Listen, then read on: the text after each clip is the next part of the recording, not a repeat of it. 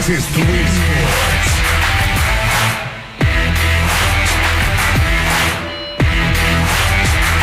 Sports Ultras. Sports Ultras.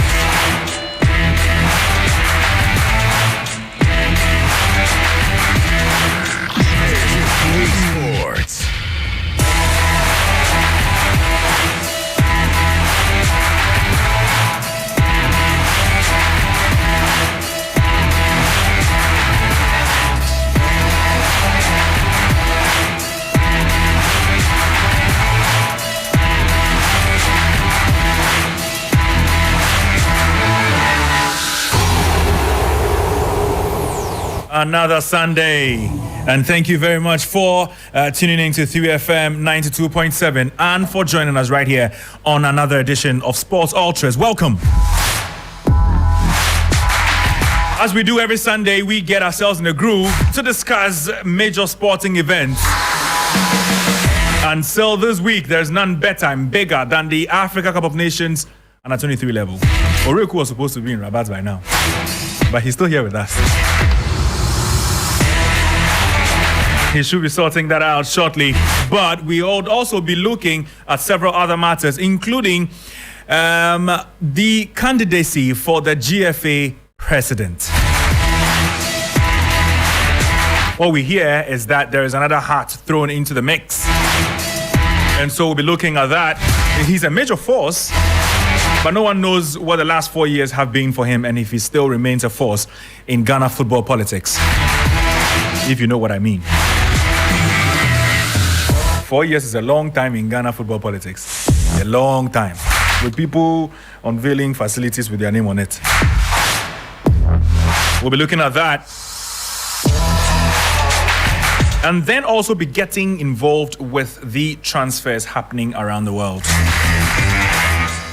And so just stay tuned. This is Sports Ultras, like I said. And you can also join us, if in case you're moving away from your radio set, you can join us on Twitter, on our live Twitter space. And that is our 3Sports GH. On Facebook as well, if that's where you belong. You can find us on 3FM 92.7. And then you see the stream link there. So 1.5 hours of pure sports action. My name is Thierry Nyan. Thank you very much for joining me. I'm here with Yao Fusulabi. Yao, good evening. Good evening, Thierry. How are you doing? I'm good. Nice, You're good? Nice. Yeah. I did hung small by if I get some sausage, then kinky. The sausage. But sausage, they get types. So which of the sausage you talk about? Aniela no inside. Talk about Aniela. Aniela is here with us in the studio as well. Aniela, you're looking. Me, I no make fine. Kawawa sent me some picture. He did eat some nice kinky. Then me today. But you should be fine. I mean, you're signing Kai Havertz. I mean, just me, I no go talk last night. But again, I go buy the kinky. I said Kawawa picture. He told me say we poverty kinky. Who? That be the end of the story. I don't want to eat the kinky again because now it makes some weight. Then like I for wait to make you finish your story. But anyway, that's a very interesting. Poverty, why? Poverty kinky. I never hear some before. Kinky. Kinky, comment to know.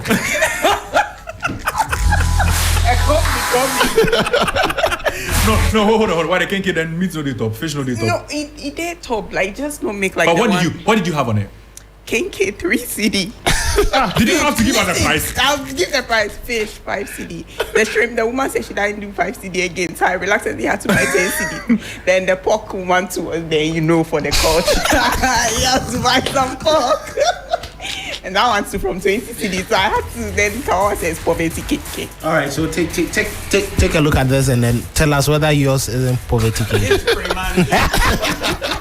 Another one in the front of. What is this? This one is like kinky 15 cents. So the voice you heard as well is Kelvin Osman. So Kelvin, how are you? There I'm super good, you know. I have a feeling you also got yourself kinky, but it wasn't poverty. Darling, we are eating proper kinky. Is there kinky 3 CDs? No, but the price of the kinky, they may be in stomach. No, see, like the thing be saying, the kinky, then the fish, everything they one bowl inside. Yeah, in this modern day. Yeah. You see, like the pork for days on side, like everything they one bowl inside. Yeah, one bowl inside. No. You see the ice cream bowl way. Yeah. If you chop ice cream finish. Yeah. That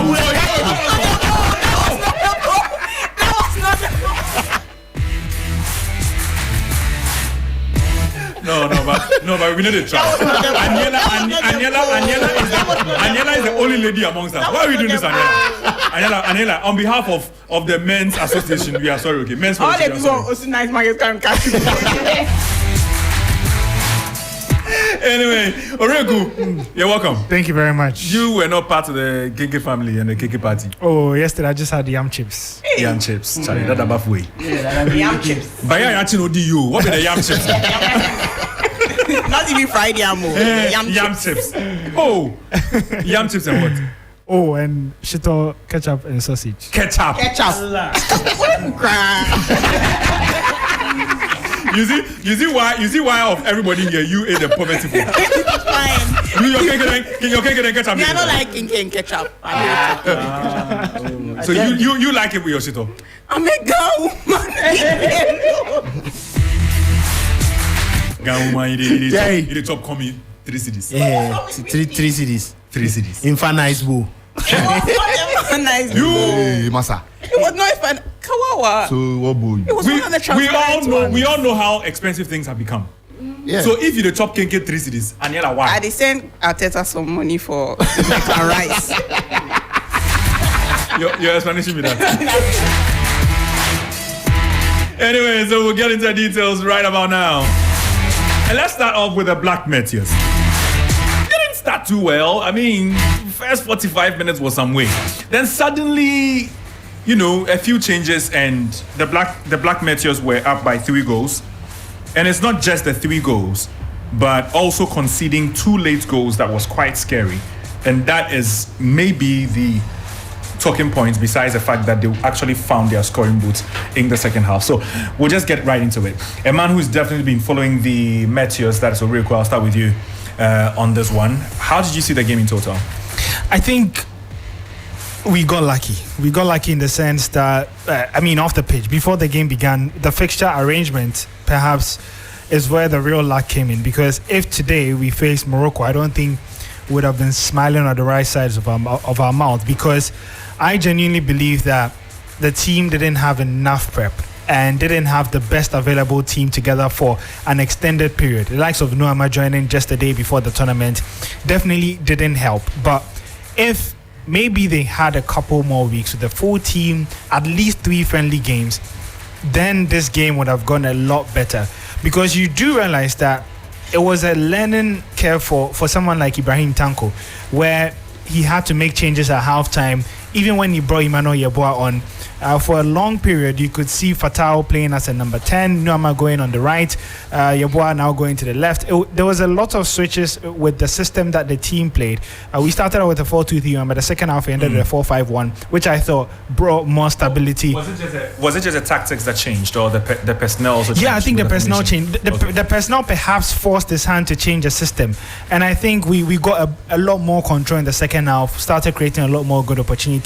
And Emmanuel Yeboah is a better arrowhead up front than someone like Bania, who lost the ball at his feet and would love to drop deep and all that. So I think it was a learning curve for Ibrahim Tanko. Luckily for him, it was just Congo. I think Congo is probably on paper the worst team in the group. This is their first time coming to the competition, and our second game against Morocco would obviously be 5-10 times more difficult than this. There's some positive, and that's the fact that they've learned from this. Now I think Tanko has an idea of his best 11 and knows that players like Emmanuel Yeboah would probably have to. He's probably played his way into the starting 11 after scoring 2 goals and providing an assist and winning the Man of the Match award. So good win for the team. For a competition like this, there's no margin for error. Top 2 go to the semi-finals. 3 points is the most important thing. Now the second most important thing is, what did Ibrahim Tanko learn ahead of the game against Morocco? And we'll be getting that maybe in the next game, because no matter how you engage him in presses and all that, it still won't tell a good story of what's going on in his mind until we play our next game, and that will be against Morocco in just about 3 days. Kelvin, your take on the Meteors? Well, Terry, I think it was a very good performance from them. I wouldn't blame them so much for the late goals in 45 seconds, conceding twice. Why? I think there was too much tweak in the system in the latter part of the game, and I blame the technical team for that. So not the players. No, this is the first game of the tournament. In as much as you played 2 friendlies, you trained, But there were a few adjustments to the squad. You know, in the first friendly game, it was Samarin, Sobila, and then I think Isiam. But this game, they had Simba, which meant that there needed to be some bit of chemistry between them before they could really adjust. And Esniama was totally out of this team because he was with the Black Stars and joined them just about 2 days. So he couldn't have that synergy with them. No problem. So I expected at least the technical team to allow the team to continue and finish the game. This is not the final group game where you have already qualified, so you put in players to try test the strength of others. You cannot make wholesale changes to your team, especially in the first game of the tournament. It doesn't work like that. And I think the technical team, knowing this, will learn lessons from it. This is a game of football, and just in 45 seconds, Congo had two goals. If the referee had been, let's say, a bit more generous to the Congolese, they would have probably continued to cause a lot more havoc, and I'm sure they would have given us loads to really worry about. But after this particular game, I'm sure that Coach Ibrahim Tanko knows the players that he needs to fix in the next game, the players he needs to select and keep his faith and trust in. Sylvester Simba, arguably wasn't an interesting figure at Dreams FC for him to even earn him a place in there. We've been watching the local league. Samari is way better than him, 10 times better than he is. So I was surprised that he started the game, and even in the qualifiers, he was always coming from the bench. Samari and the likes were starting. So what actually changed for Simba to start this game? And I'm sure they know it. And when it gets worse, you definitely know that a player shouldn't be starting games. It happened during the 2018 World Cup when Germany realized Mesut Ozil was off it. They had to relegate him to the bench in their subsequent games. Daniel Efriye-Bani has shown that he traveled to Switzerland and there is nothing absolutely good about his development. Yeah. So he should also stay on the bench. And the rest of it... Yeah. the rest of the team should continue. And just as they know, Emmanuel Yeboah, 99 ideas, yes. You know, striker who is called 99 ideas. You keep him on the bench. He's been playing regularly for CFR Cluj, and I think his inclusion definitely gave us an indication for a player who scored a hat-trick in the second trial game against Zamalek. I'm sure it should have told them something, but they knew better, and hopefully this one has given them an indication of which players they can use and the sort of confidence that they bring into the game. You know, I think it's very good, but the lead scare is what the technical team need to work on. They have too many good managers on their hands to allow this to slip. If this had been that we needed 2 goal margin to qualify for the next stage of the competition, it meant that we would have lost out on that. So Coach Michael Osoyo, his assistant Godwin Atram, Ablade Morgan, and then Ibrahim Tanko himself, who is so much experienced in this competition, should know what to do in subsequent games to prevent us from getting ourselves in any sort of trouble. Anila. Definitely, Theory. You know, before the game in the pre-match conference, Ibrahim Tanko was talking about how their ultimate goal is not only to qualify to the Olympic Games, but also, there's a trophy at stake. So he says, of course, they want to win it too. And I think that at some parts of the game, I saw, you know, just a glimpse of a winning team, or what a winning team could possibly look like. Like you said, the beginning of the game was a little slow, but like Kelvin has said, Emmanuel Yeboah coming off, you know, the bench was a very impactful player, and it was just very lovely to see him blossom. Like, come on, getting us, getting 2 goals. Come on, that was really brilliant to watch. And I just got a little worried towards the end, and I think for good reason, because we can't be putting up such performances like Oreku said against the likes of Morocco. I mean, if you try and slip up after you've held your own, because you try and slip up. You slip up. I don't know. You try and slip up, because had it been us now, it would have been a draw. 3-3, or if you're not even lucky 4-3, then you lose and you don't win the league, then your life is over. Anyway, let me get back on track. And they left it too late to, you know, try and pull like equalizers in there and try and get goals in, but unfortunately that couldn't be. But I think, again, like what Riku was saying, against Morocco, we have Morocco to play. We can't allow these little chances in there. If you're holding it to the very end. You don't just get too comfortable and lax and then try and get 2 goals in. Like 45 seconds, why? Come on. I mean, if it was just a goal in, it's okay. But looking at the group that we are in, Group A, it's possible for us to, you know, make it out there, qualify, you know, play Olympic Games 2024. Everything's all rosy and nice. And love is back. Just be hopeful. Just on the you know, tangent of the Olympics, I'm starting to see signs similar to the team from 2019 where we failed, and it was under Ibrahim Tanko. I expected him to have learned. I may be a bit too harsh because the sample size from this tournament is too small, but I'm seeing hints of what happened back in 2019. Let me just remind you, Ghana managed to qualify, got to the semi-finals, lost against Ivory Coast, lost against South Africa, and then narrowly didn't qualify. It was harsh, we could have scored that penalty and gone to the Olympics. But the underlying problems from the team from 2019 was the defense. Okay. We played just 5 games and we conceded 8. That's more than an average per game in a tournament competition with just 5 games. And the interesting thing is that goal scoring is never a problem under Ibrahim Tanko because you actually got 9 goals in those 5 games. And so you see it from today. We scored 3 goals. We looked really comfortable. And then all of a sudden we conceded 2. You're looking at the proportional ratio between goals scored and against. And it's sitting at a similar rate from 2019. And I think it just boxes the type of football that maybe Tanko wants to play or how he plays. He's not scared to attack, loves to score, but the problem is the clean sheets and preventing these unnecessary goals. And my fear is that you just don't have to, get over the line when it comes to qualification. You actually have to be strategic. Because remember, when you finish second in your group, you go and face whoever topped in Group B.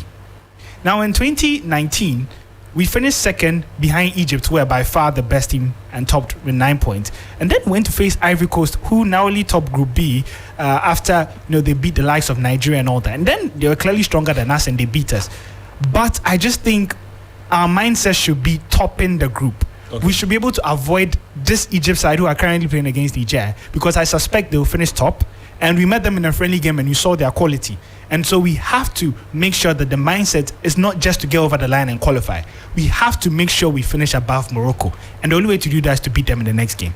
Yeah, but I just want to just quickly add, I think, kudos should go to Tanko for some of the decisions that he made in there for, I guess, Simba coming off, Daniel Friebani coming off. That was key. Those are the type of changes you want to take your captain off. Exactly. If you are seeing that a player is not being effective, the best thing to do is take them out. You don't wait for them to get injured or you wait for the damage to be done before you do that. And so, goal scoring, A+, decision making, I'd say A+.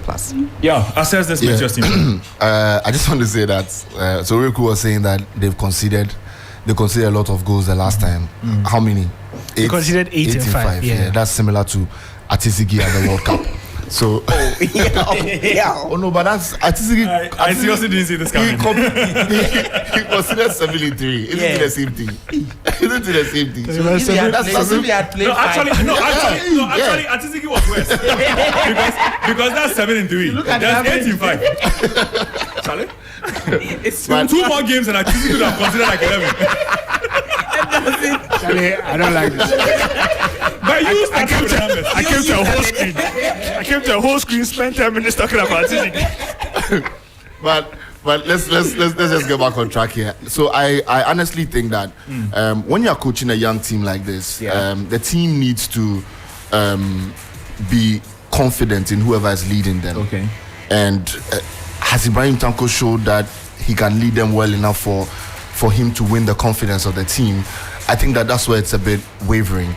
And it's wavering because in a game like this against Congo, where in your mind you are comfortably winning and then you are down by 2 goals in just a very little time, it starts casting doubts, between the players. It casts doubts in your mind that what's really happening. And the players see what's happening on the bench. And sometimes players question substitutions. You understand? So granted, he took out Barnier, he took out Simba, but there were other substitutions that I felt that he should have waited a bit on. Okay. And I feel like those were where the problems were that the goals came from. And I think that he just needs to work on it. Tanko has been here before. What he has to do is that he just has to look at what he did in 2019 and try to fix the mistakes with this team. Okay. If he's not able to do that, then it'll be really, really tough for him. And I just hope that he's able to do that. Very good 3 points today. I was really confident that we were going to win, but it looked like at the end of the game, it looked very jittery. But kudos to us for winning. Also, I think that for a player like Emmanuel Yeboah, incredibly good performance from him. Yeah. And also Esiam as well. I think that he just his performances just goes under the radar, but he has been really, really good for the Black Meteors, and he deserves a bit of praise from anybody who's listening to us. Anybody who watch the game should know that Esiam was one of the best players on the pitch today, and I think that they delivered today. They didn't deliver to top-notch Ghana as we would expect, but they just got a 3 points. Had they not considered the 2 goals, would it have been a top-notch performance? I think it would have Nah. been. The thing is that Look, this is Congo. No, you see, People don't have an idea of what is ahead. Like, this is Congo.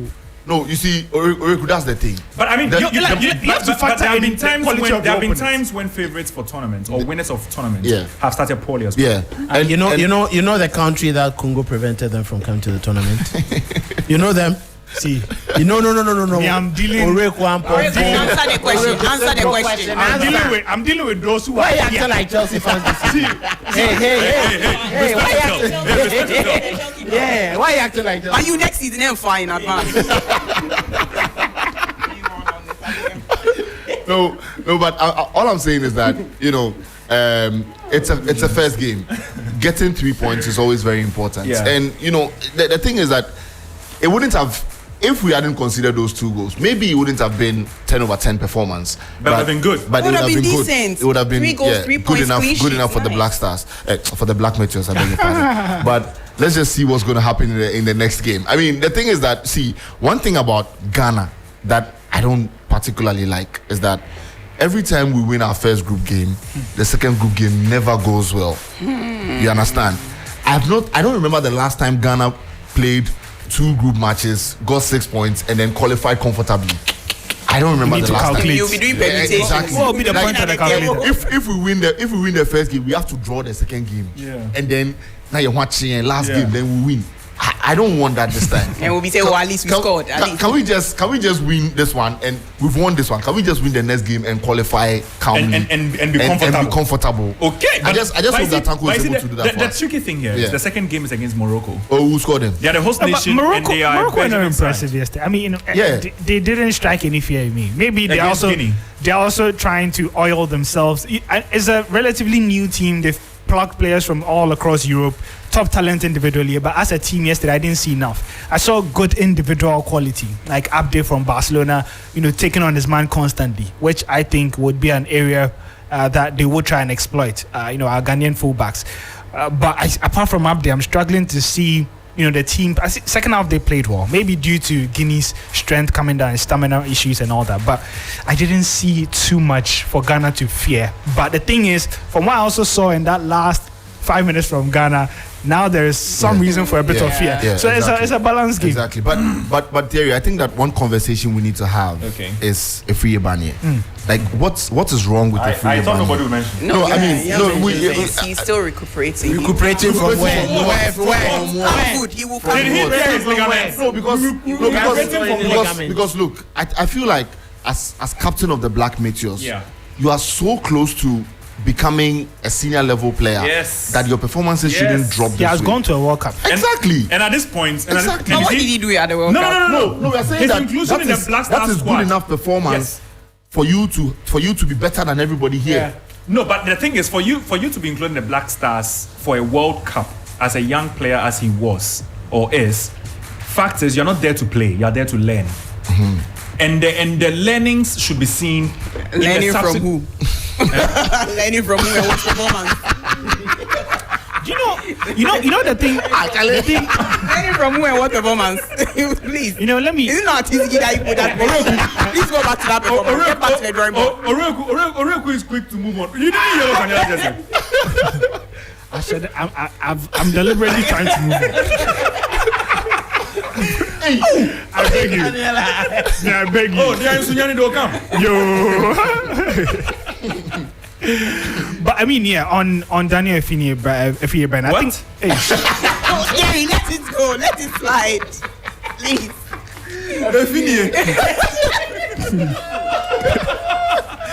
Bill, I hope you recorded it. Thank you. I like it in the town. You can't come from one time. Let's go.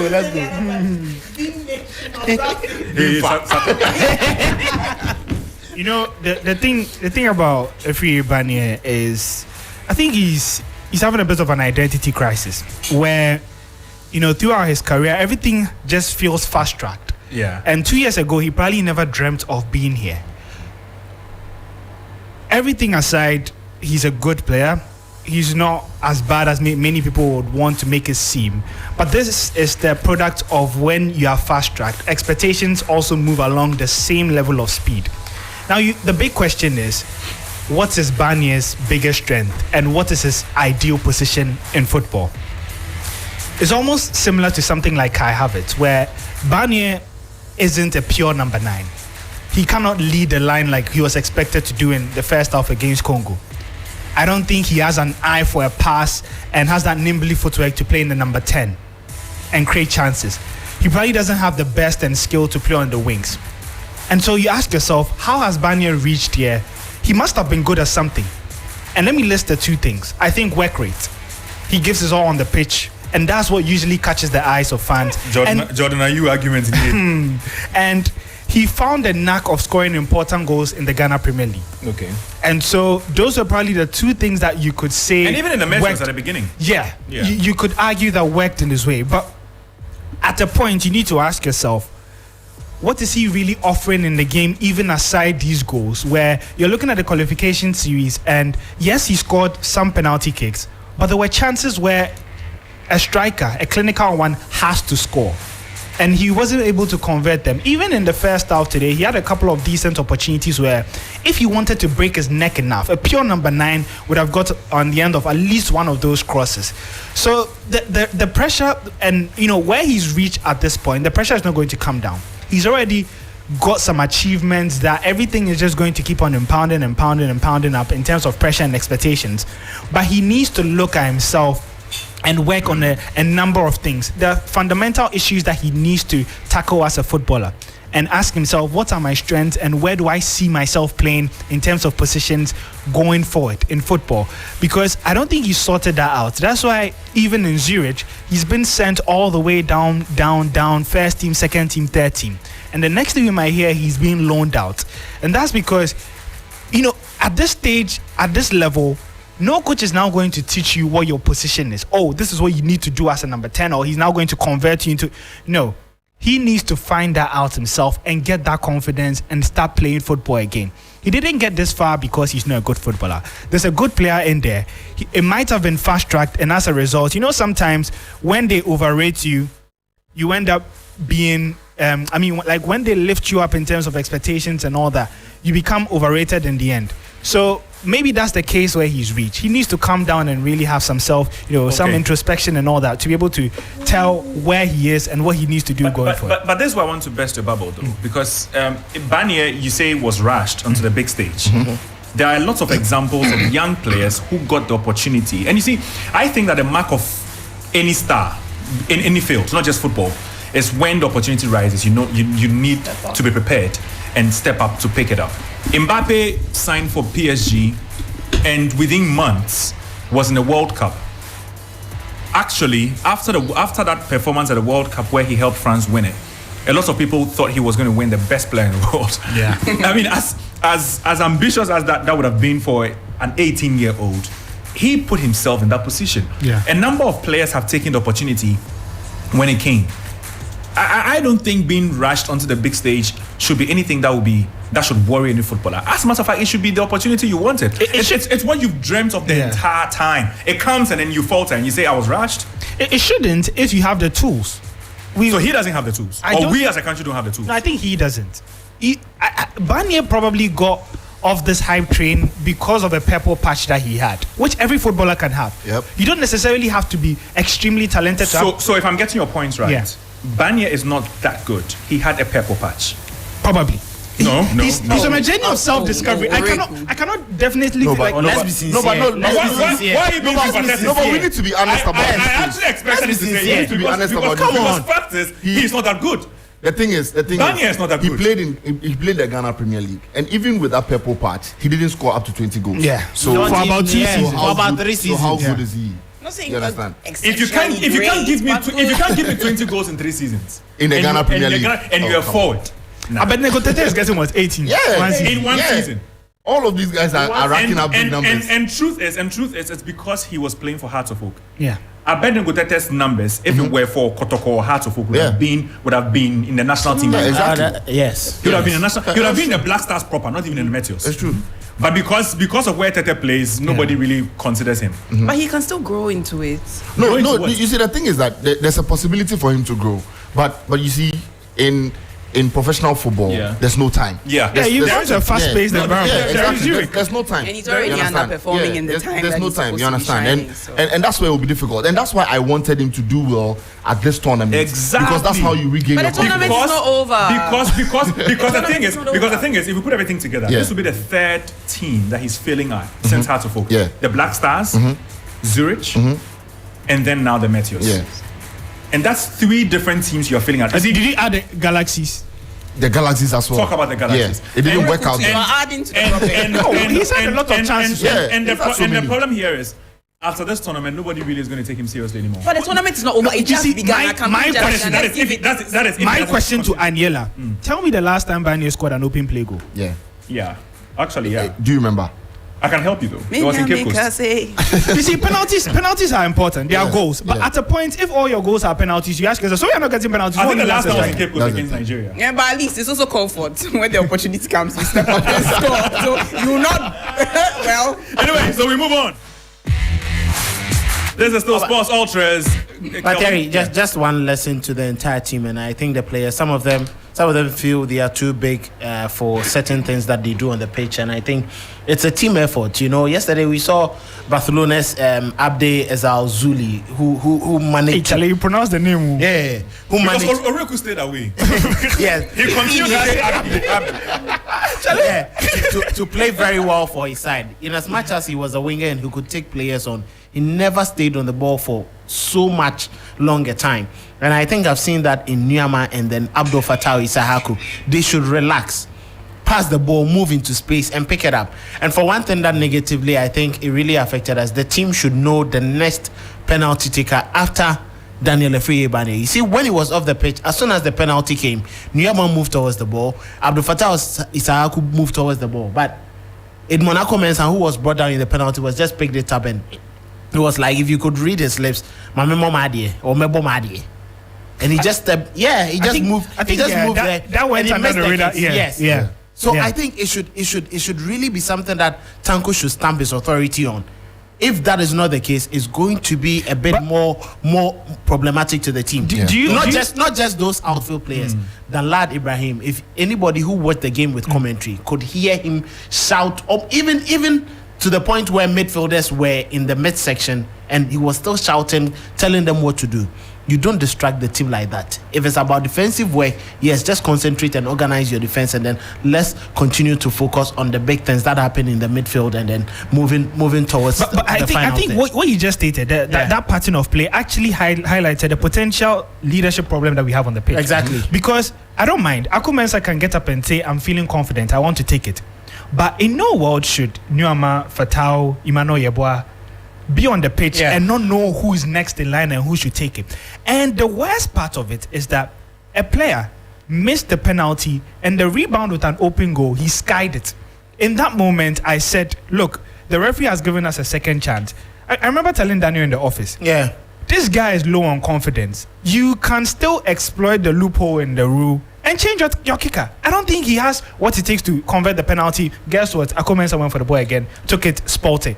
And then we got third time likely. And then this time Emmanuel Yeboah stepped up. Look at the difference in the quality of penalties. It's just because Yeboah was confident in that particular state. Maybe Aku Mensah may be better for penalties, but Yeboah in that moment was more confident, and you could see the difference. Well, Terry, and it's like that. Not every good set piece taker knows how to convert penalties, and I think it should be a lesson to him. And from our club side to our senior national team to the women's team, set pieces. Oh Lord, when Ghana, we considered from 1-2. It's either we sky it or we blast it away to the other corner flag. Why? Sometimes we want the game to be restarted. Jordan and you did same in our last qualifiers. Aku Mensah was doing. What have we done to them? I think it's something that we should rehearse on, because set pieces are an integral part of the game, and if you're able to convert your set pieces, you are good to go. We need to move on. And so we move on from the Black Meteors. Remember, they play their next game on the 27th, and that is on Tuesday against Morocco, and then they would climax their fixtures in the group against Guinea another 3 days later. We're bringing you updates from Morocco, on 3FM and, of course, our sister station TV3 subsequently. I forgot, but I was at the hospital, guys, and one of the doctors there, Dr. Ezekiel, if you're listening, he says he's an ardent listener of Ultras and says hello to you all. Dog. Hi, doctor, hello. Wow. Doc, Aniela is crashing on you. Hey, I don't know why.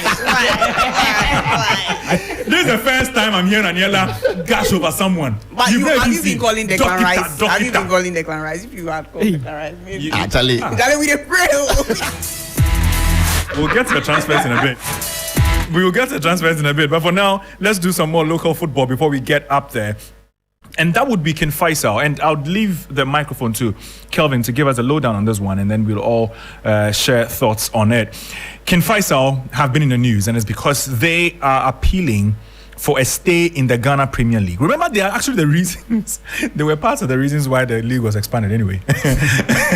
And Alhaji Gusa, that he hates Division 1. He says, I will not go. and those in his quarters say he has a reason to say that. Kelvin, why? Well, I think he thinks that yes, there is a court of arbitration for sports, and even if he loses that, he still has an opportunity to go to the law courts, that is the Supreme Court, and then see what actually comes in from there. But last Saturday, I listened to a couple of shows which he was called on to, and after those shows, he decided not to speak again. He was very clear that he's going to register in the Division 1, play, but he's going to the law courts to make sure that the final verdict goes in his favor. The reason why King Faisal were waiting on this was they thought that Tamale City had registered a player twice with different names. A player twice in the season with different names. But what actually came from the decision from the appeals committee was that they accordingly dismissed the appeal and adopted the disciplinary directive of the GFA prosecutor to investigate the registration of the player under the name Jure Kojonisi and to prosecute all relevant parties. We further direct that the 2021-2022 Division 1 season registration of Jure Kojonisi be expunged from the records of the EFA, since it was later in time to the registration of Isaac Mensah. So it's the same player, but he registered in the Division 1 for a different team. Yeah. Before he moved to Tamale City and registered with that same name as Jure Kojonisi. But this particular season, he registered with the name Isaac Mensah, which means he has changed his name. But as to whether the documentation was right or not, wasn't really investigated by the disciplinary committee of the Football Association. What they are only basing on to let's say dismiss this case is that this current season there hasn't been any double registration for the same player. He is Isaac Mensah. They called the player before them. He admitted that he was previously called Jure Kojonisi, but no documentation was provided. Meanwhile, when they went to the disciplinary committee, they admitted that the player, there are two different players. There is Jure Kojonisi and there is Isaac Mensah. But when they were instructed to bring the two players, they only brought one player who admitted that he is the same player. And that is where Alhaji Abdul Karim Guza thinks that there is some bit of foul play there. Okay. So he thinks that no, the FA haven't dealt so well with him. And he's even basing on accusations that Keto Kreku called him through Gigi Alifo, who is currently the president of Dreams FC, to talk to him that he doesn't have a case and that he's going to help him survive or play in the Ghana Premier League next season. And the reason why I think he even feels embittered, he thinks that, yes, there is some foul play there. If you think I did not have any chance of playing in the league by winning this case, why then do you call me to tell me to calm down on this issue? So that is where the problem lies. And I think there are too many issues with our registration system when it comes to the Ghana Premier League. Let's not forget it was this same season that a player who was playing very well for Kotoko, Nicolas Osei-Bonsu, was punished, all because he used 2 different names for his former club in registration. Yeah. Now, the question is, if that player was punished for an offense he committed in the season that is past, why is it that there is a player who has committed the same error, but this season for in 2 separate seasons, he is not being punished for that offense? Okay. So that is where Alhaji Gusa seems to be finding some bits of foul play there. And according to the appeals committee, they continue to hold on to the case of the disciplinary committee that the player, yes, there is foul registration there, and then he should be taken. That registration should be just be deleted from the records of the FA. But Kim Faisal have no case to play in the Ghana Premier League. Okay, so that's a nutshell. And truth be told, I think it's embarrassing that in 2023 there is still confusion about player registration in a top flight league anywhere in the world. It's not the first time it's happening. It's happened with Wilfred Osei Palmer with Tema Youth. It's happened even with Dreams FC. Yeah. It's happened all over, and I'm unsure why we still allow such things to happen, and why Ken Faisal now could potentially drag Ghana football back. And it's a recurring issue, Aniela. It is theory, and it shouldn't be the case. Like you're saying, it's fundamental. That really is your identity. First of all, nobody is saying that you cannot change your name, but there's a process for doing so. You go through the processes, whatever application you have to do, have it published in the gazettes, blah blah blah, process and stuff. Your name is changed. So I mean, most of the time you have Isaac Mensah to Isaac whatever, but like with names like these, you can obviously change it, but you make sure that the right thing is done before you are going to register, because it just looks like some fraudulent activity is going on, and it makes you wonder how many of these situations are actually happening on the ground, or is it because this is somewhat a peculiar issue that is coming out? Because it could be that it's gone through the cracks, slipped through, and nobody really has an issue with it, so it's not coming through. But I think that a lot of education has to go around on this particular issue. And the like class are educated. Sometimes most of the time it's very deliberate. It just shouldn't be the case. It's just a very basic thing. Like literally before you get onto the playing field, these are some of the things that you are supposed to clean up and get done. So it shouldn't be happening. But I mean, obviously, if you hear Alhaji Gusa's side of the story, you see that this is getting a little confusing, or something fishy is going on. But let him explore the avenues that are available to him. If that's exploring is what brings the problems, because you see, exploring, he will not explore without legal processes, and that is what would drag us back. Because at this point, what it could potentially mean is Ghana football could be put on hold at the top flight, and that could also affect the Division 1. It will. Because it could potentially mean that they have to drop to Division 1, and until it's solved, the top 2 competitions in Ghana football will be put on hold. Maybe this is what it takes to ensure that it doesn't happen again. It will happen again. We've gone to cast a billion times. We go courts. Because you are a lawyer, you want money, you want to So why? I feel like it's high time we start checking some of these things. Because, bro, your name is Isaac Mensah. What the hell is Jere Kojo-Nisi? What's that? Who calls their child Jere Kojo-Nisi in this Ghana? Hey, don't tell me that. You know. I know. Well, okay. You understand? Anela, your name has been Anela Lote for what? For all your life. Then one day you move to Azazira and you say you are Mamle Komi. Mamle Komi. You understand? I feel like with players, these things happen too many times, and something has to be done about it. And it's such a drastic one, because if it had been Isaac Mensah to Isaac Lomote or something, maybe you just think like maybe Kojo Mensah. You know that, or maybe you were already called Kojo, but when he's brought Jere Kojo-Nisi, I mean, like, imagine Kylian Mbappe now, say next year is Kylian Rooney. His name is Wayne Rooney. You go believe I'm saying his name Wayne Rooney. But you, if your name is Yaofusulabi, where you say ID, just Kawawa, we go believe. No, because my name no dey, but the Kawawa no be my name. But everybody knows me as that. You understand? So it's different. But this boy's name is Jere Kojo-Nisi, also known as Isaac Mensah. from what Kelvin has explained, it means that Tamale City lied about the player. Yeah. Because they were saying they were two different players. Exactly. So bring those two different players. Yeah. I think in this context, Alhaji Grusa has a case. Yeah. Because if you lie to They are player cards. Exactly. So just bring the card. Just bring it and let's see. Yeah. Now you're telling me that it is one person who changed his name. Under what Where is the circumstance- documentation to show? Thank Because you. if you do, there's a process you go through. Thank There's you. obviously evidence. Under of what it.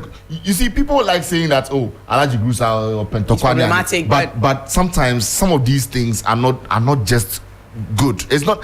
I mean, justice has not prevailed in this whole system of trying to check these double player names and all of that. So I feel like we just need to work a bit harder to change some of these things, and also the players, they should stop.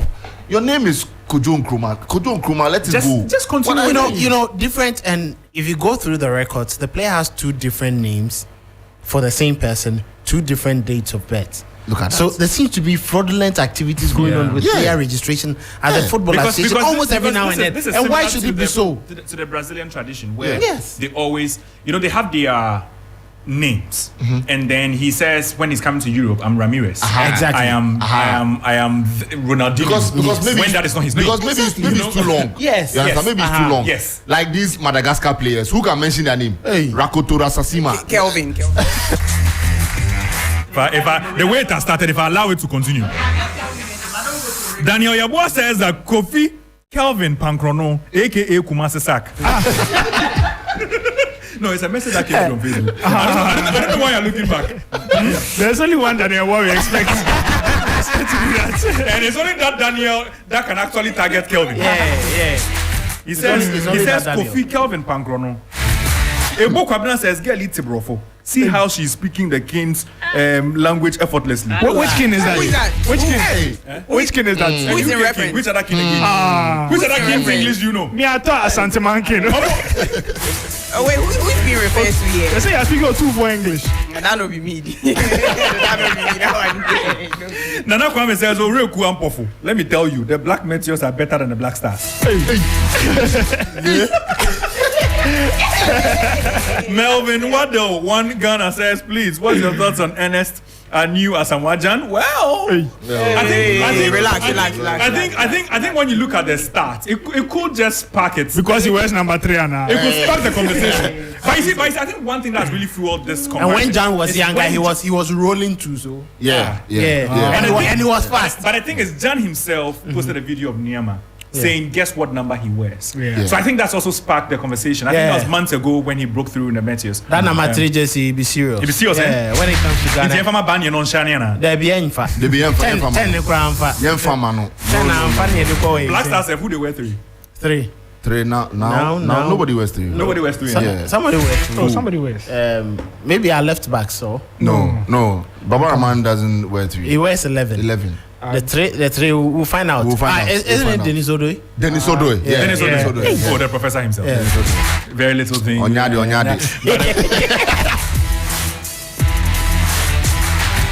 Anyway, I know. Terry, how do we go from the professor to Onyade, which is way? No. It's more than number 3. And if Professor try to roll one day, You know, go wear the glass again. Or the crosses will go for you.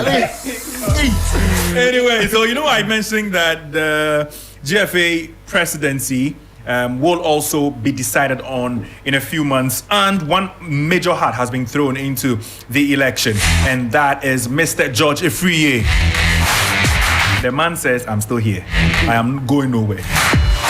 This time no matter No matter what. This time he's seriously focusing on not on care the to ya prize. kwala o medi mechi. I'm funny say It is not one of those. Terry, you let me say it. This is not time for Matra Makwe. This is the time for somebody who's try and tested. Thank you very much. You know when we interviewed George here a few weeks ago, when Yao spoke, he was like, so it was you.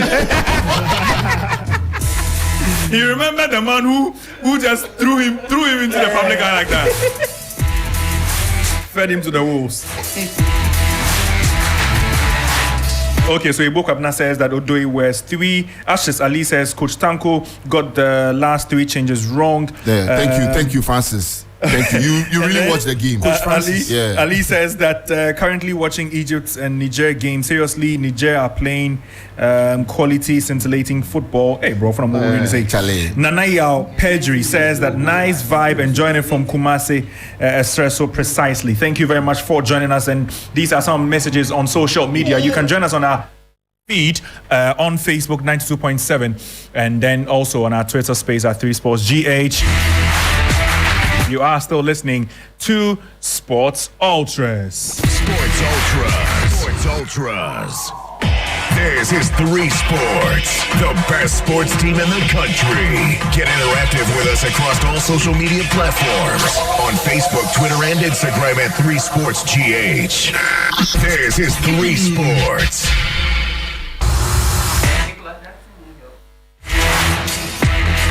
So let's get into George Friye before he starts his announcement. So we'll dedicate just a few minutes to him, and then we'll also talk about the transfers. There's a lot to talk about. Let's do the transfers and then we'll leave it to George. Yes, So let's do transfers. Let's do transfers. Then George will come. There are some players who won't help you. Yeah. But I want to So say, since they've changed my lineup, but I want to say one thing. Okay. I want to say one thing. The world of football needs to move away from Pep Guardiola. Everybody needs to stop listening to Pep Guardiola. I'm telling you, people. you think the coaches are copying him too much? I'm telling you, everybody wants to copy Pep Guardiola. Yeah. Pep Guardiola told the world that number 9s are not important. Yeah. And he was playing Fabregas and things to get goals. Yeah. And then he went to sign Haaland, who is scoring and finished who is scoring Chat GPT goals. Why? No, like I mean, see, I look at Haaland's goals, the 50 world goals. No screamer. No screamer. No. He's in the box. Bonneback. Proper number 9 goals. Exactly. Yeah. And this is not what Pep is known for. Yeah. You understand? Yeah. So stop listening to Pep Guardiola. Do your own thing. Yeah.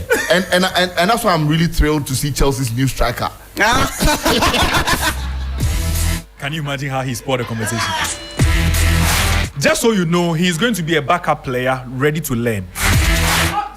You have goal deficits. Your forward line, Sankwas. What are you talking about? Hold on. Sometimes What are you talking about? you sign, What are you talking about? What are you talking about? backup. Is it the amount? Goal deficits, forward line, Sankwas. No, sometimes. What? Sometimes you sign the backups before you get to the main G. Eh. So after Jackson, the main G will come. So who's that? Hey. Charlie, this is Osimhen. Osimhen 150. Anyway. Let me just run through this list. Maybe I bet no good. Let me just run through this list. Chelsea are expecting. Okay, so confirmed deals from Chelsea though. Kante has joined Etihad. Mendy to Al Ahly, and then just about an hour ago, Koulibaly also to Al Hilal. All 3 teams are in the Saudi Pro League. We are expecting Ziyech to also join the Pro League. There is a possibility of Azpilicueta, who is cited a new challenge, to move to Inter Milan. Inter Milan are interested in him. There is Mason Mount, who doesn't want to sign a new deal and wants the move to Manchester United because United have shown the most serious interest so far. There could be the move for Lukaku to leave as well, but nobody knows where he goes. Simply because he burned a bridge with the Chelsea fans before last season, when he left to Inter Milan. And then there is the confirmed deals of Nkunku to Chelsea, and then Jackson imminent, very imminent to Chelsea as well. So let's analyze Chelsea. This time, I'm not doing it player by player. I'm doing it club by club because of time. Okay. So we are dealing with Chelsea first, and then we'll move to the others. Chelsea seemed the busiest so far. Yeah, but you start from where you finished sales. last season so that we know where you are headed to. Or where you could possibly be, where you'll be staying the same. Where did Chelsea finish last season? You know. I don't know mid-table to bottom. I don't know that. Okay. But where did you finish? You start from there. When you said Chelsea, who finished so last season? Like I'm writing an article. Yes, like that. Unfortunately, it's radio. But Terry, on a more serious note, the beginning of this transfer window has inspired hope deep within me. Okay. That Chelsea will be back to the top in no time. Champions League Why? straight. Why? I say this because the ruthlessness. Look, Me say she antrano. Or Trano. I'm Chelsea. You go chop kenke.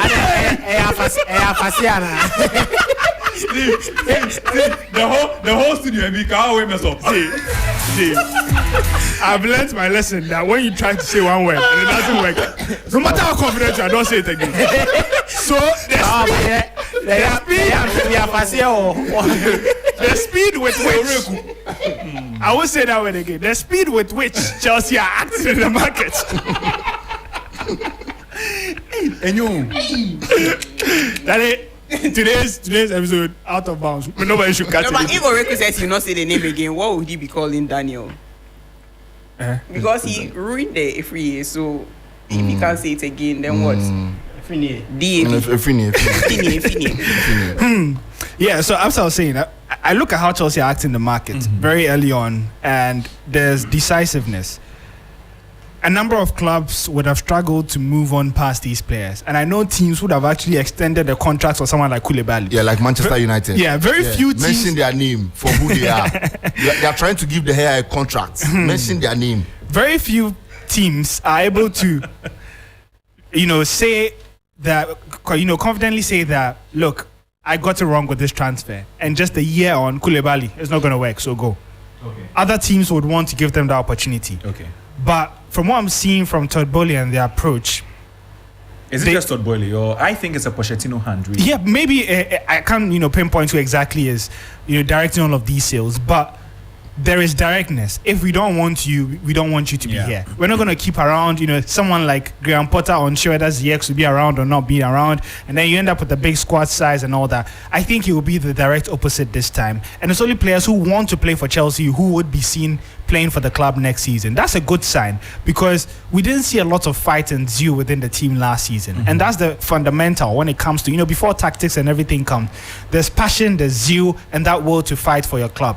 And I think that's something that we would see with this new Chelsea team, a young team who are ready to learn, with a coach who has ideas.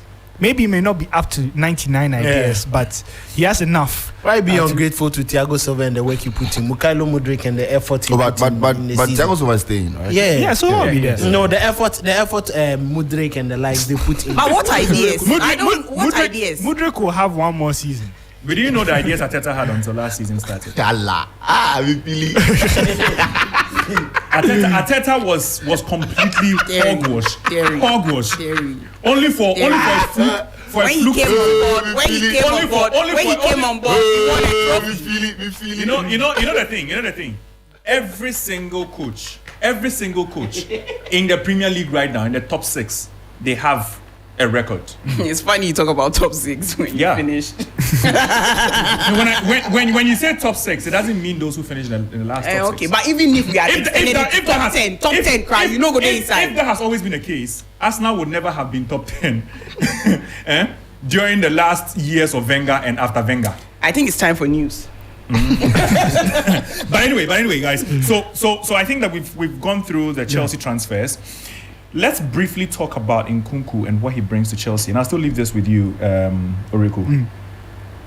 I think for Nkunku is exciting because is a young player who has a point to prove, and I think that is the most deadly player when it comes to talent ID and finding out and discovering players. Okay. Players who are rejected at a club and come out good or show good potential, they always have a point to prove. And for someone like Nkunku, I think he would always want to become a world-class player just to show Paris Saint-Germain what they are missing out on, and the fact that they moved on from him so quickly, and they never really wanted to keep hold of him because they had a project and he didn't fit into the project. Yeah, and he went away, and I think he's become a new man. Yeah, he's rediscovered himself, and the thing about Nkunku is he's such a talented player who has self-belief that I have high hopes that he would be able to transform this Chelsea team. The good thing about him is that he's not just all about skill. He also has an eye for goal. Just finished as joint top scorer and just ended. Top scorer actually, based on number of games played. Yeah, if you want to base on that, he finished with 16 goals in the Bundesliga, top scorer. So he's a midfielder who loves to score goals, and he's coming to a Chelsea team where we are struggling to get goals at a point. It was Jorginho who for some seasons was finishing as the top scorer, and that's because he was on penalty duty. So it will be refreshing to see a player who loves to break his neck and get into the box and get goals. But the only downside is that, one, he's young, And 2, he's coming from a league where Chelsea has had bad memories from in recent history. We're talking about a team that gave him to us. That's Leipzig. They sold Werner to us. Remember, Kai Havertz, who we're also moving on from. And so there is always going to be that asterisk for Chelsea, especially when it comes to shopping from the Bundesliga. But I just think Nkunku has something special, and he's coming in at the right time because it looks as if the Chelsea ownership have conceded that we made a mistake and they want to right their wrongs and want to leave everything in the hands of Pochettino. Now, if you remember Pochettino, one thing that's synonymous with his success at Spurs was how he was able to transform Dele Alli into a goal-scoring machine. If he's able to instill half of what he did with Dele Alli into Nkunku, who already has that knack of scoring goals, so is then that, it is could that be to say scary. that you expect Nkunku to start as a number 10? Yeah, right behind the striker. And based on the current players Chelsea have, who starts on either flank? I think for the money There's paid for, Pulisic, there's Mudryk, there's Sterling, There's Madueke. there's Madueke, Ziyech could lead. Ziyech could lead, yeah. I think we might end up bringing in another wing, and that's because Pulisic's contract expires next year. Yeah. So you expect him to leave? I expect him to leave. I expect Ziyech to leave. Yeah. I think Mudryk, for the money that he was brought in, has to get a run of games, and he would get that this season. Probably Madueke will also get a chance on the right side, and we would see what he could bring. So that probably leaves us with, I think we need a lot more options. Maybe then who starts in the deeper positions? There's Enzo. Yeah, there's Enzo and then Caicedo, who is coming in. Yeah? Caicedo. Talk about Caicedo. I move on from Oreku and I go straight to Kawa. Yeah. Let's do Man United. Yeah, if you're your main target this summer so far, and I didn't think this was going to be the most dragged transfer, Mason Mount. Yeah. He seems to be number 1 on your list. Yeah. Although the last few hours it's said that you've moved on from him. Yeah. To Caicedo. There's Theo Hernandez, left back, centre back from AC Milan that you are targeting as well. Yeah. And then there's a striker that you need to buy. Yeah. But so far, I don't know if it's misplaced priority because I don't understand why Man United know they need a striker and are focusing on a midfielder whose type they have in the team already. Yeah, exactly. And that's where my criticism for Erik ten Hag has always been. It's his identification for talent and who he thinks would help his team. Anela, should I have come to you before you leave? No, all I have to say is just one thing. What's that? Your mic is off. Kawa. I'll be serious. I'll be really serious. Like, I wasn't really a fan of Kai Havertz, honestly. But now that he's going to play into our side, I'm not a fan yet. I want to see what he has to offer. But it's very prospective. Yes, you are a fan already. No, but somebody who I just you were a fan of Kieran Gibbs. You'll be fan of. I was a fan of Nketiah. Thank you. No. But this one, and I'm also hoping and praying. You know when Arsenal fans say now Havertz not better than Arsenal. Nketiah can you be boy? Havertz to play. Havertz is a German international. International. He starts for Germany. Great. But also, Gary, please, let's just pray as we go about our day that they can rise. We'll come to us now. Yes. Why should we pray for that? But Guardiola started, Yes, we'll get to Why is it Guardiola. like that? You don't even need a why? Every day you're bullying people. We'll get to Guardiola because you see, for the squad that Man City have, and the fact that they are close to signing Viador, and now there's interest in Rice. I don't know what team he wants to build. It's not necessary. It's all funny. No, I know because like Igalo said, you can win 10 million trophy, but you can't use it to buy food from the supermarket. But Guardiola has the money to buy the trophy. Yeah. Just exploring in Egypt. That's the thing. He's in Egypt now with his family. I'm telling you. You are here in Accra saying you don't. I have said this thing consistently that record of a three-peat is going to be beaten next season because Guardiola will win it again. Oh really? I've said it Yow. What? Like who go in you? Oh, Massa. Go and sit down. Go and do your way. Go and sit down. Anyway, you are Man United. But so I was saying that my biggest problem with Erik ten Hag has never been his coaching technique or whatever. I think that he does very well with man management, with coaching. I mean, with what he did for Jadon Sancho, just shows that he is concerned about how his players feel, the kind of environments that he wants to build, and all of that. I think that it is great. He's a great manager when it comes to getting the players together, but to identify the talent or to identify someone to play on his team is where he's lacking a bit. And I have criticized his first few signings for Manchester United, and many people have being said, who and who? being Sabitzer, Vergost, Anthony, and then Malacia. All of them have been below average. I mean, I am a fan of Anthony. I hope that he gets better, but over the season in review, given how much we spent on him, he hasn't been good enough. The player who has actually been very good has been Lisandro Martinez, who he managed at Ajax. You understand? But the talent identification is where the problem is, because if you are buying Mason Mount, what problem is Mason Mount fixing? Last season, United did not have goal scoring problems. We had problems. We had problems putting the ball behind the net, which is a goal scoring problem, but we didn't have a problem with creating chances. Because Bruno was doing that. There was even Sabitzer at some point, who was below average, was actually creating goals. Eriksen was doing that. Casemiro was doing that. So I don't see why Mason Mount has to join this setup, especially for the fee. Exactly, when United clearly has someone in Casemiro who is getting older by the day and needs someone to fill in as cover for him. Because there's a problem of Fred as well. Thank you very much. Not being consistent. Exactly. Yeah. And the thing is, even Fred himself could move out of Manchester United, in this transfer window. So maybe he thinks he can deploy Mason Mount deeper. No, but you see, that's not the kind of player you are getting. You understand? And that's where our problem has been, because we bought Van de Beek.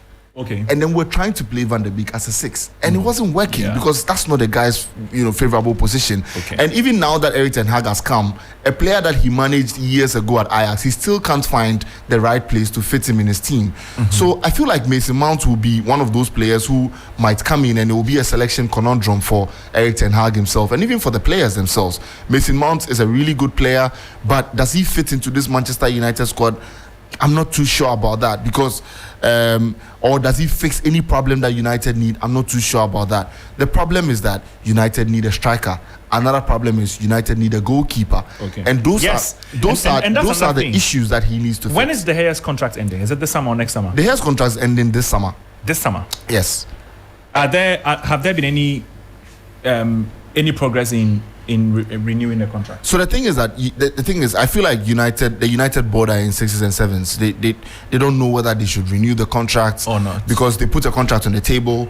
They asked that his salary is lowered and all of that. Now they've lowered the salary all the way from 350,000 to 200,000, and there's even still more doubts over whether they should still give him that contract. And I feel like it's a problem, because look, the guy won the Golden Glove last season. But if you ask anybody if De Gea was the most deserving goalkeeper of the Golden Glove, if we were not judging the Golden Glove by clean sheets, and it was the efforts of a goalkeeper, would De Gea have won it? I don't think he would have. So there's a big problem there. In matches when United needed De Gea, he faltered, and that is why United need a goalkeeper. I mean, if it's not a goalkeeper who's come to kick De Gea off the pitch, it's a goalkeeper who's going to give him a run for his money. And Henderson isn't the guy. Henderson is not that guy, unfortunately. Tom Heaton is not that guy as well. Jack Butland has left as well. So they need a goalkeeper. They need a striker. And those are the places where I feel like United need to start spending money on.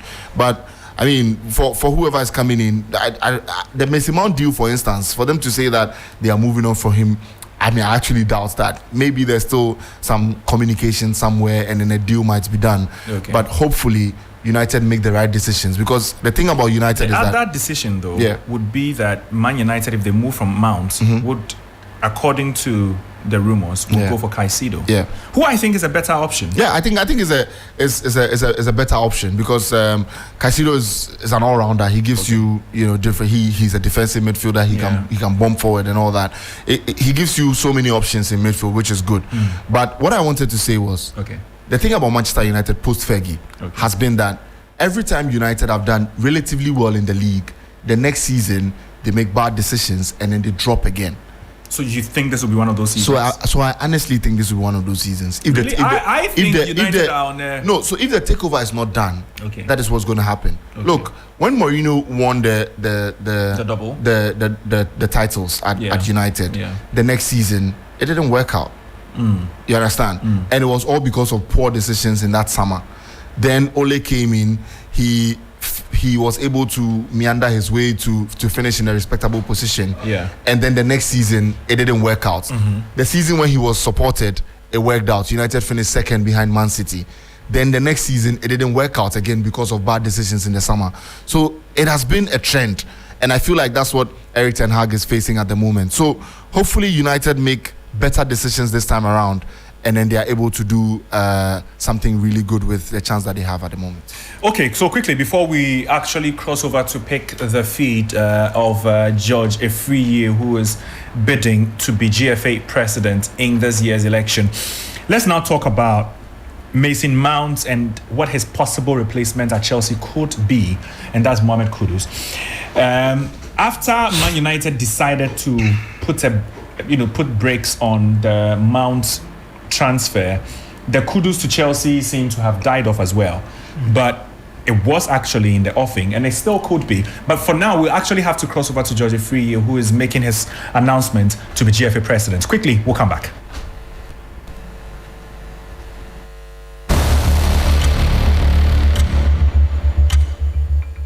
Ladies and gentlemen, my name is George Afriyie, a former vice president of the Ghana Football Association.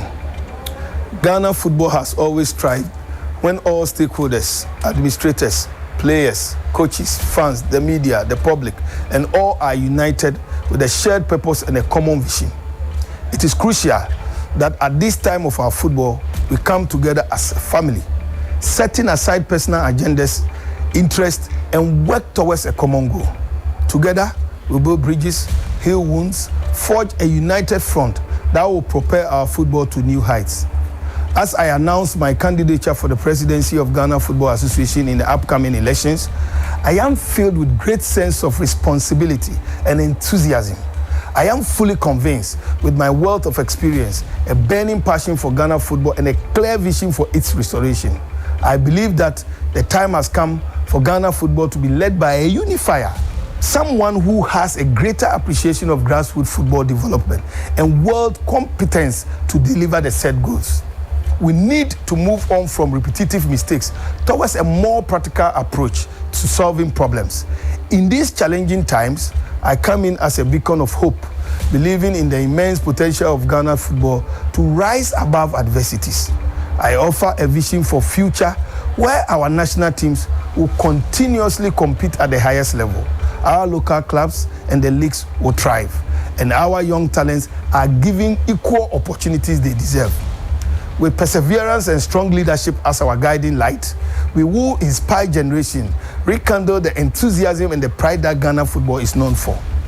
Competence is the foundation upon which success is built.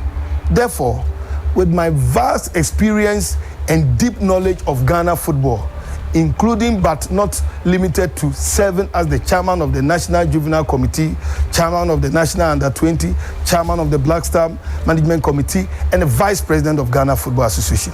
I bring a world knowledge and deep understanding of all the challenges we face today, dedicated to implementing efficient and effective strategies that will drive the development and growth of our football.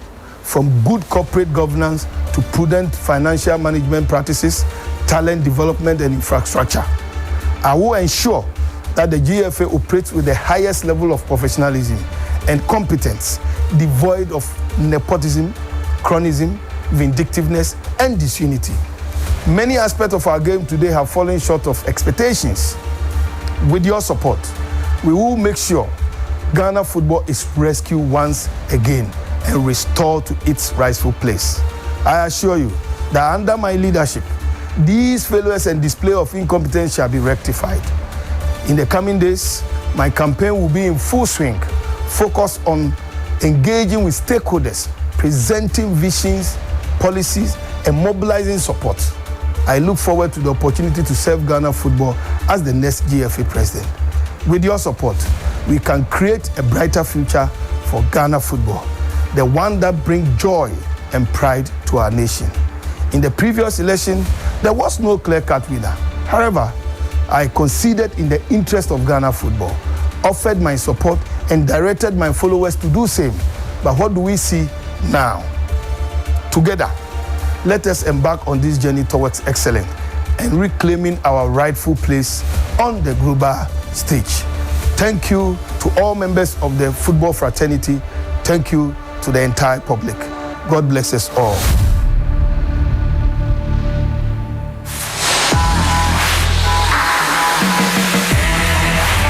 So that was George Afriyie announcing his candidacy, and he says that he will contest for the seat of the Ghana Football Association president in this year's elections. The big English there, he used plenty, but nutshell, he says that he's a unifier, and he definitely will be bringing in the professionalism that is needed in Ghana football, and also adding his voice in making and his knowledge that he's acquired in the various chairmanship positions that he's held, as well as a vice presidency that he's also been or held as a position in the Ghana Football Association. He says that he will bring in all of those experiences, into the role if elected as the Ghana Football Association president. So far, we have only 2 people. Nobody knows if other people will join, but for now, these are 2 We know only one. names. Yeah, we know only one. We know only one. Oh, but you know. Kes says he doesn't even know if there is elections coming. but you He know- hasn't talked about it.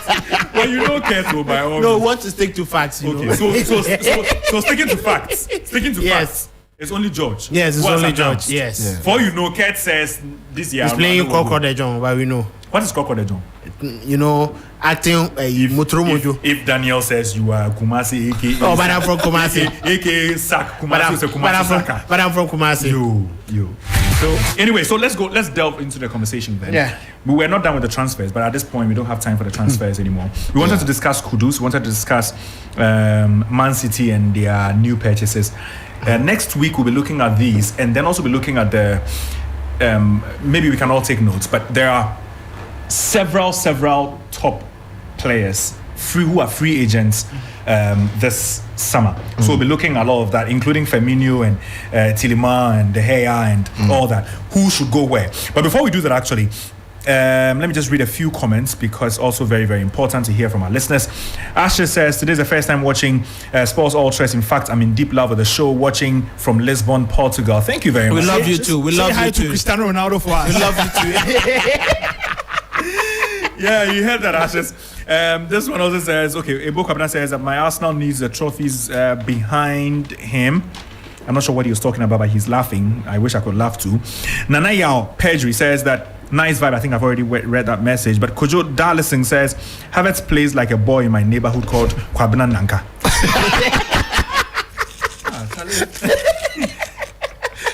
I say, hey, Kai, is Sharoff. Oh, I thought it was a compliment. Ose Usu Richmond says, I'm watching you live from Jenny. Okay. And then this one says that Kusanko got all 3 tactics wrong. This one, Frankless says, Jackson will learn from who? Fofana. Hey, most questions for you.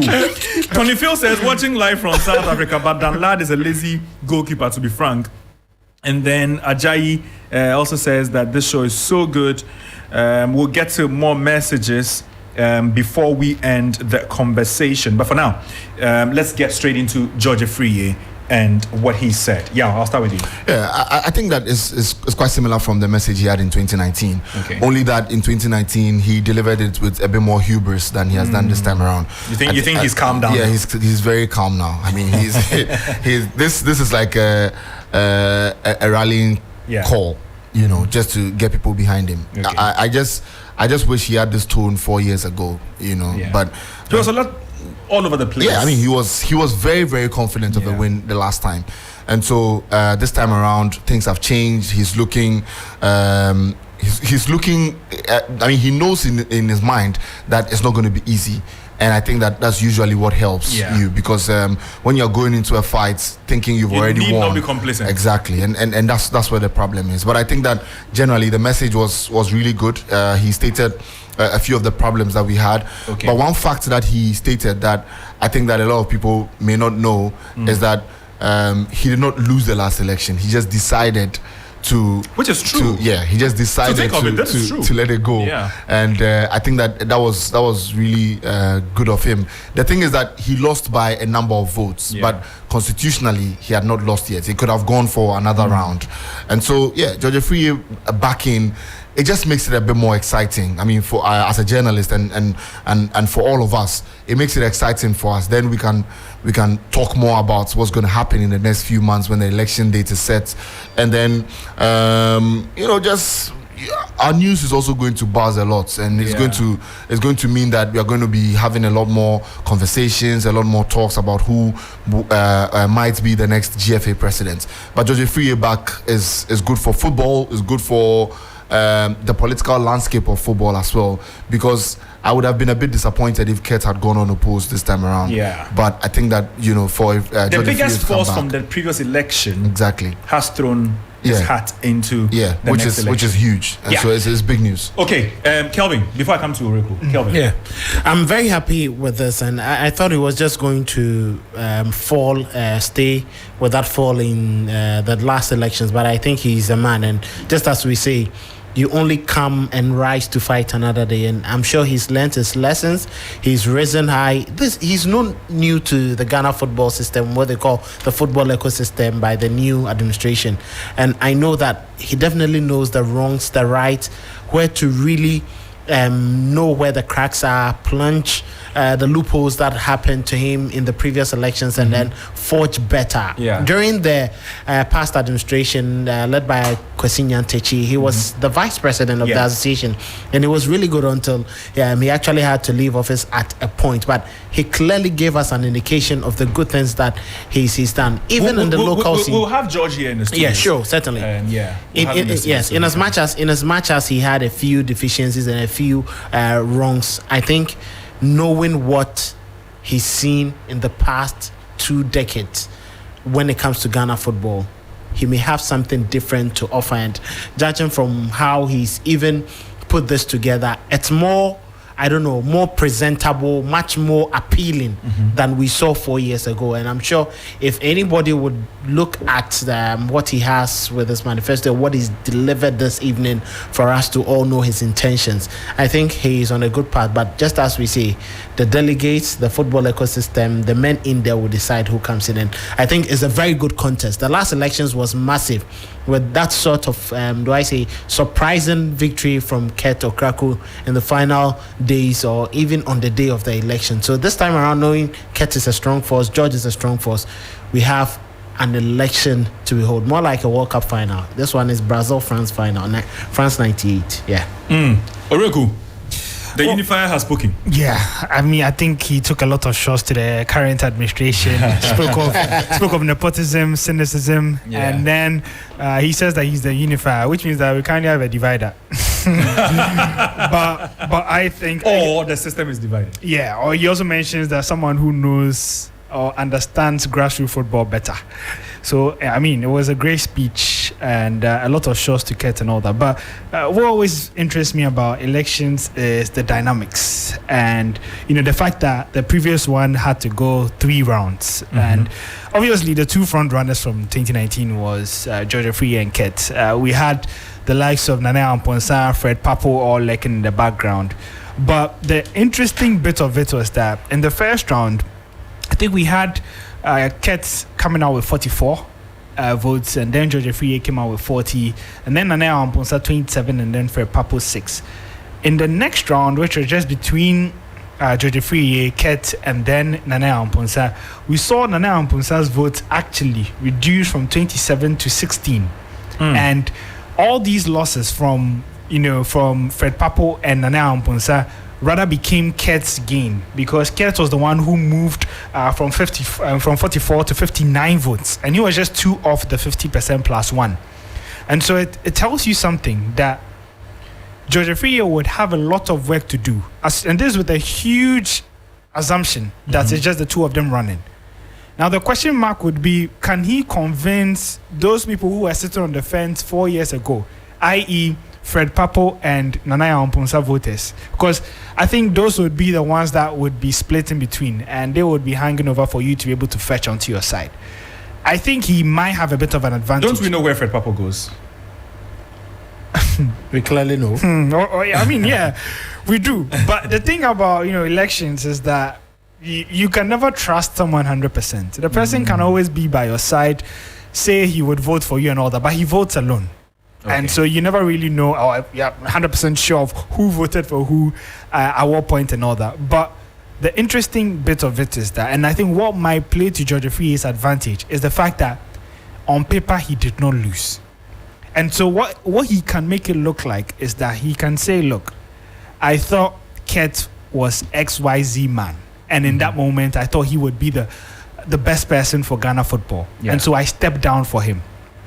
But in these 4 years, with what I've seen, I've had to come out and run again because he's not that guy that I thought. That alone could be the basis of his comeback. And I think that makes him look like more of a gentleman who truly cares about Ghana football rather than himself. So he sort of gets the posture right coming in. And that could be his advantage. And maybe Ket should be worried because he was thinking it would be a smooth run with no one coming in. But George is coming back. And I think of all the people who could run, George is the one who would give him the most difficult running if there's to be an election. Is the timing right? I think that'll be my last question on this topic. Is the timing right? Well, I think it's good enough because we've waited for the roadmap to the election. When we all know this is an election year, we barely have, is it 3 or 4 months for the election? And we clearly don't have any roadmap. So I think with him putting himself up like this, it will clearly send a signal to the current administration. We are going for Congress on the 10th of July. That means we should clearly fix or make the roadmap very clear on that particular day so that all prospective candidates or people who would want to put themselves forward will just be ready and up for it. And I think it's just a very good move. It's keeping the FA on its toes rather than just relaxing and then thinking that he was not going to have anyone competing him until the final final time when they will just announce that elections will be coming on and then people will have very few days or very few months to prepare for it. I think it's very good enough. We know that when it comes to elections, there needs to be an ample time for candidates to actually prepare, put their documents together and try to win votes. Before the FIFA Congress, we definitely knew about 4 months ago or 5 months ago that Gianni Infantino was not going to be contested. Yeah. And we went to Rwanda without anyone contesting him. And it never changed the dynamics of anything. If you think you are good enough and you think the people will retain you, you let us know going forward. And I think these are some of the petty things that we constantly do and then people have issues with the FA. So I'm very happy with him, with his experience. Hopefully this time around he makes it count. We'll see how this goes, and George Afriyie, obviously a key voice, a major force in Ghana football, has decided to join the race for the GFA presidential elections, and that will be very interesting considering we have about 4 months to the elections. He says after now, everything that he does is going to be in the direction of a campaign, and it is definitely in a bit to be, Ghana's leader in football. Keto Kreku holds that position, and we're expecting him to also announce his candidacy in the coming weeks. We don't know when exactly, but when he does, we'll definitely be bringing you the details right here on Sports Ultras. My name is Theo Unyan, and we've been discussing the Meteors and their participation in the Under-23 Africa Cup of Nations so far, and also we've discussed King Faisal and their possible relegation. Sorry, they've already been relegated, but their possible stay in the top flight. And then we've discussed the major transfers so far in England. We're looking at talking about those happening in Germany and of course in Spain and Italy. We'll dedicate more time to the European transfers because we know you are interested in that, and so we'll do that later. And then we've spoken about the GFA presidential elections where George Afriyie announced right here on Sports Ultras his candidacy. And so it's been a very enjoyable show. My name is Theo Unyan. I've been here with Yao Fosulabi. Yao, final words? So I think that the final words, thank everybody who listens to Sports Ultras. I mean, I think that today on Facebook the numbers were really really impressive. Just keep supporting us. One day we'll do giveaways. So so very soon actually. Very soon. Yeah. The last time I said on Facebook, Oreku will give a signed Kudu shirt. So please keep listening to Sports Ultras. Talk about that actually. I think I don't know, but maybe we can agree on getting a footballer souvenir, to our viewers or our listeners. Yeah, they are viewers and listeners because Facebook goes live. Yeah. So I think we'll do that in the coming But weeks. to be and honest, months. the way So the just keep system make boys just want some credit or two. Yeah, So we should focus on that. Oh Yeah, no, credit- so that's credit not no the be bad. problem. Yeah, That's that's not the not a problem. problem. Yeah. We can actually select the top 5 listeners and take them to Capital. But you see, the problem here is most of the people who comment on Facebook say, I'm listening, I'm watching you live from Zaragoza, Spain. I'm watching you from Pretoria. We'll have a Zoom date. Then we are not going to do what giveaway. We are going to what taking it. Yeah. So in that case, you rather be sending us. Anyway, of those ones, Manuela Alote and then Oriku Ampofo have also been with me on this show. Thank you very much, guys. For your time, and of course, thank you very much for listening, and also for our viewers on Facebook. A big thank you. We'll catch you same time next week. Sports Ultras will come your way.